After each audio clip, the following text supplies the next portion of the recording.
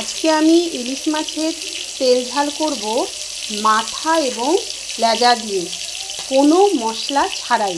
দেখুন, আমি বাটিতে একটু দই নিয়েছি, এর মধ্যে আমি একটু হলুদ দিয়ে দিলাম, এর মধ্যে আমি একটু লঙ্কা গুঁড়ো দিয়ে দিলাম। আমি ইলিশ মাছগুলো এইভাবে ভেজে নিলাম।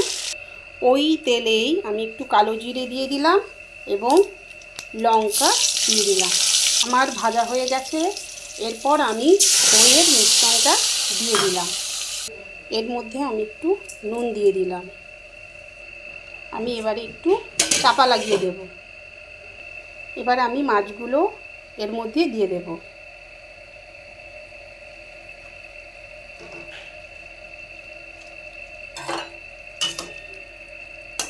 আবার একটু চাপা লাগিয়ে দেব।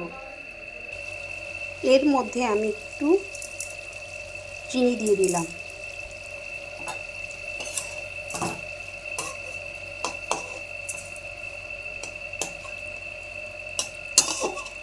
দেখুন, আমার একদম রেডি ইলিশ মাছের তেল ঝাল, কোনো মশলা ছাড়াই।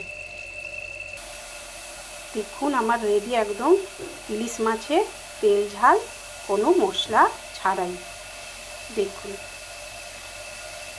মাথা আর লেজা দিয়ে আমি এই তেল ঝাল বানিয়েছি।